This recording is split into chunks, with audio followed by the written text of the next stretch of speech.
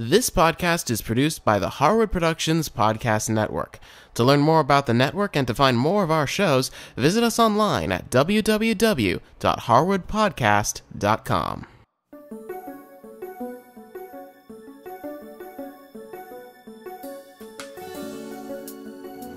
Hi, I'm Helene Woods, and this is Let's Quilt, episode number 11.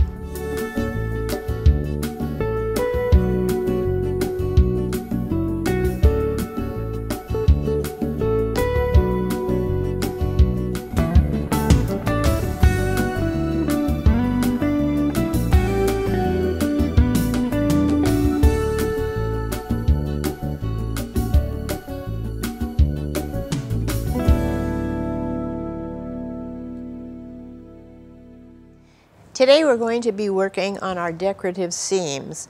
We're going to start here on our brown border, and we're going to be stitching right along here. Let me show you how we're going to mark our brown borders to put in our seams. I'm going to come along with my little ruler, and I'm going to measure down an inch from the other borders, and take it and come in an inch from the short border here.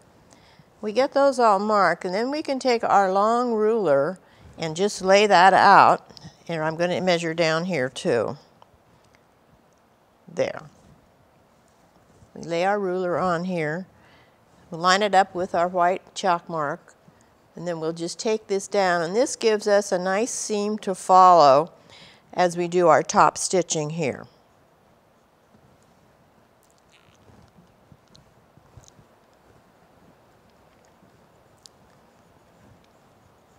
There. And then we're going to come around the corner, and I'm going to mark on this longer piece here, the 1-inch marks.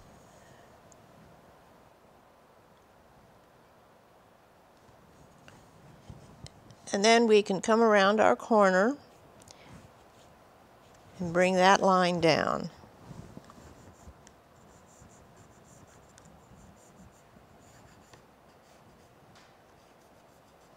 This makes a nice intersection here for you to follow when you start stitching. We're going to start sewing on our border now, and first of all I want you to take your sewing machine and get a corresponding thread color. Now I'm going to be using brown, and then remember to, on the back side, get the same thread color that you're going to be using, which would, in my case, is going to be a yellow.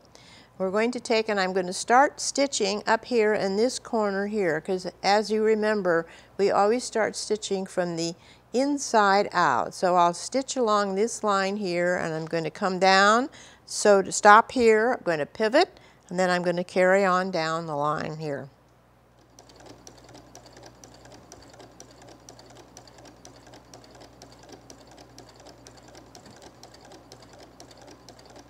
Now we're going to do some stitching in the ditch, and we're going to do right along the border on the inside. We finished all that, and then we'll go around the brown border on the outside edge too. We'll just stitch along that. With that, you're going to use your nylon filament line, so remember to change that over. But you can still use the same bobbin thread. Before you start stitching in the ditch, be sure to bring up your bobbin thread, okay? And that way then you can start, and it'll be up and ready to go for you.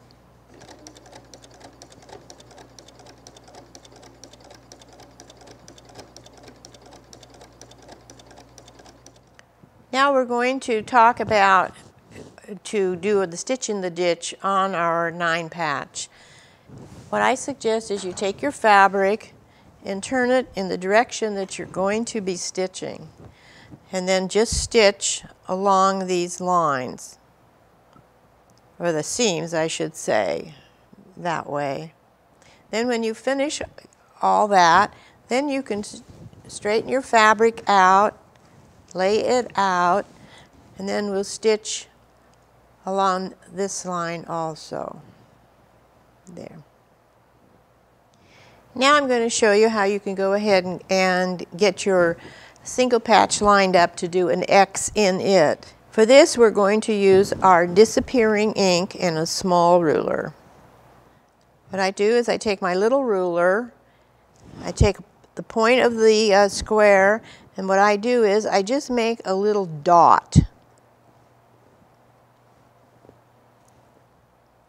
Now, if you want to, and you're going to have your fabric going all in this direction, I suggest you go on to the next square and do it. And there again, you put your little dot. And sew that. When you get the next one done, then you can come back up, and you're going to have to switch your fabric a little bit, but then you can go up to the top one again, and there again, put a little dot, and then we'll stitch right on those lines. Okay, I'm going to start sewing one of the diagonals here. There again, don't forget to bring up your bobbin thread.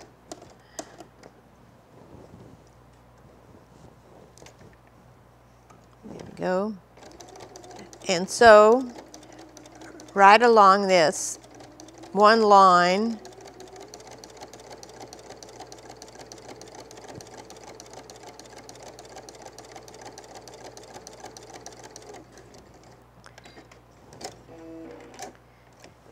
And then we just go on down to the next square and do the same to that one.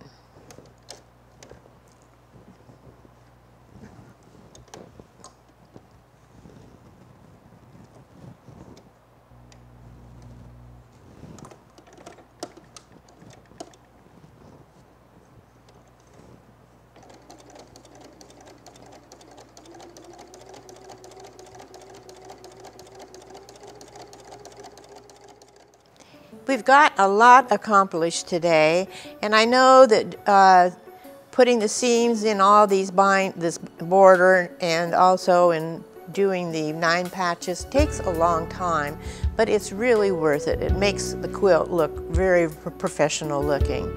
So the next time we're going to get together, we're going to be making our bindings and applying them. So I'll see you the next time.